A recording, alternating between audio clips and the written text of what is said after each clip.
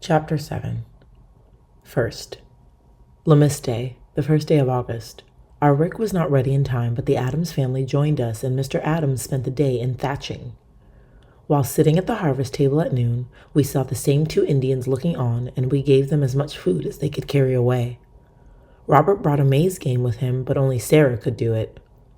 Here the author thought maize was a misspelling of maize, which is an old name for common corn. As Lammas Day involved the blessing of the first corn crop, it seemed possible that the maize game mentioned in the diary was some sort of corn game. But no, it was found that maize games were puzzles marked on paper or carved into wood, copying some famous labyrinth.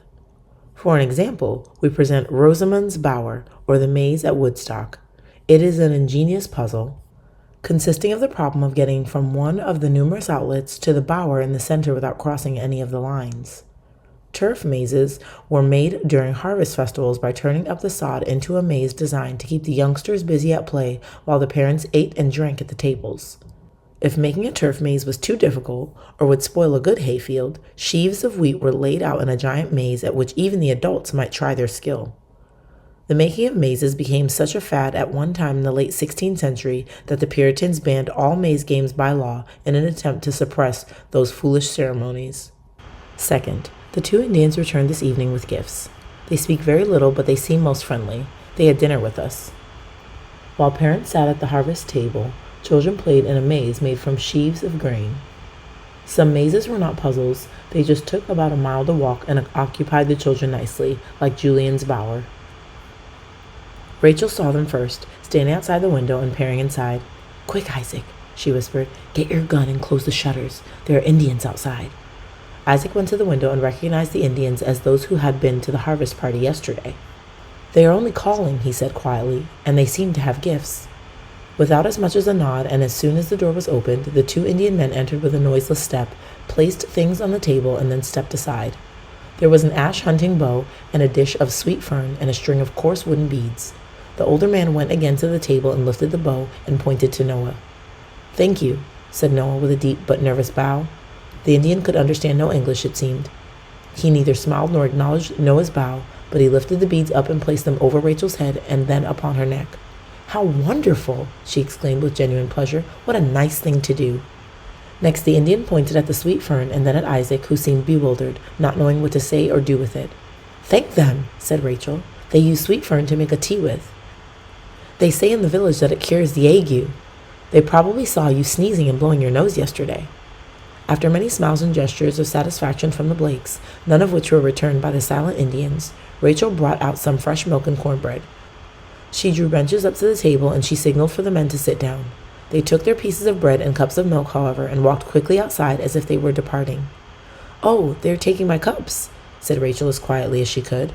But as she followed them outside, she saw them sit on the ground near the doorway and begin to eat. "Indians don't use chairs," said Isaac, "and if we want to be gracious hosts, we must sit on the ground with them." So Rachel and Isaac and Noah spent a good part of the afternoon doing what they never dreamed they would ever be doing, sitting on the bare ground, eating and drinking with guests. Noah laughed openly at the scene, and everyone seemed to have a good time, yet the Indians, who appeared never to have heard to laugh or even smile, did nothing but eat. Suddenly the two Indians stood up and left, without the slightest sort of departing gesture. "I guess we shall never have worry about them," said Isaac, "so you can go back to leaving your shutters open during the summer nights.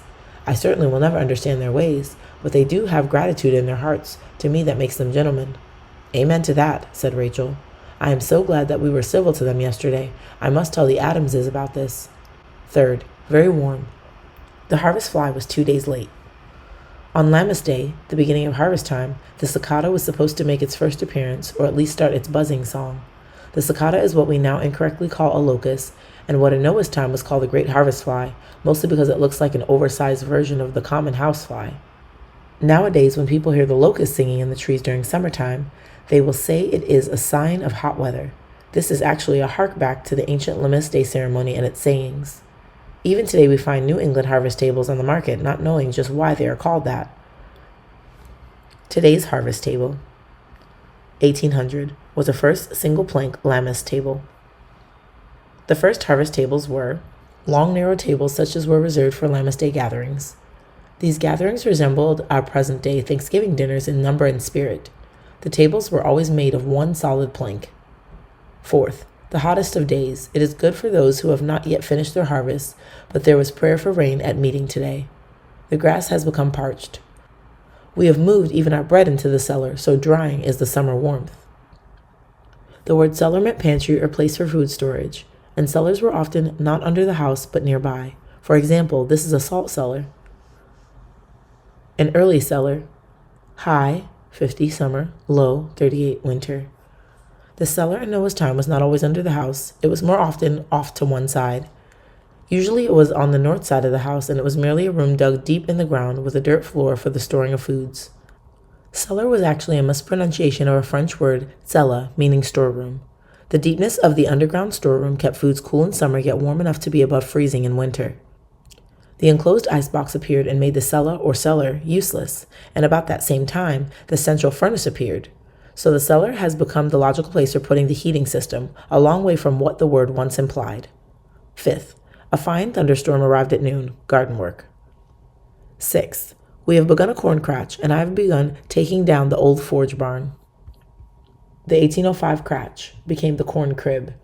1850, slats, open slats for ventilation, mice kept out by inverted pie plates. The crop of corn will be so plentiful this year, said Isaac, that we shall have no room for it in the loft. We shall make a good cratch to hold it. But can't we put the corn into the barn? Asked Noah. The purpose of a cratch, replied Isaac, is to store the things in the open, yet keep it out of reach of mice or squirrels. Cratch is an obsolete word, but what Isaac referred to was what we now call a corn crib. These open slatted houses with outward slanting sides are for storing whole ears of corn and keeping them air-shrouded but dry. Since the mid-1800s, these outbuildings have been built resting on large pie plates to keep mice from crawling up the foundation blocks, and the name corn cratch has changed to corn crib. We can use much of the forge barn material in building the cratch, Isaac told Noah, and we must take care not to break the chimney bricks, for we shall have a stove in the mill this winter, and that will need a new chimney. A stove? Noah thought out loud. I've always hoped for a stove. The one the Adamses have in their place heats their kitchen so well during winter.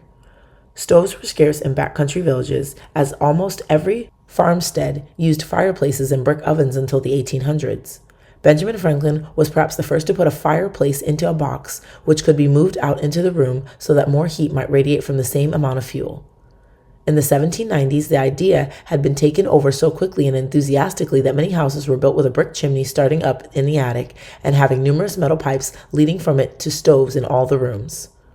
The Adamses had been one of the first farm families to buy a stove, and Noah, as a boy of 9, had raced home to describe it. "Oh, Father," he cried, "the Adamses have their fire locked up in a big black box, and it sits right in the middle of their room." The first American heating stove was fed from the next room. Bedroom, kitchen, fireplace, the Pennsylvania 5-plate. Hot ashes. 7th, the forge barn is down. Only the chimney and forge remains. The bellows have been removed to the mill. 8th, frame the corn cratch none too soon. Father has begun working in the cornfields. 9th, due. 10th, due. 11th, Sunday, Father's birthday. I presented him with a humorous toy. Mother baked a special pudding, and Sarah joined us for dinner. The Jolly Blacksmiths. Nails. Pull on the handles. The men hammer. "Happy birthday, Father!" shouted Noah as he came to breakfast. "And here is a small gift for you that I have made by myself.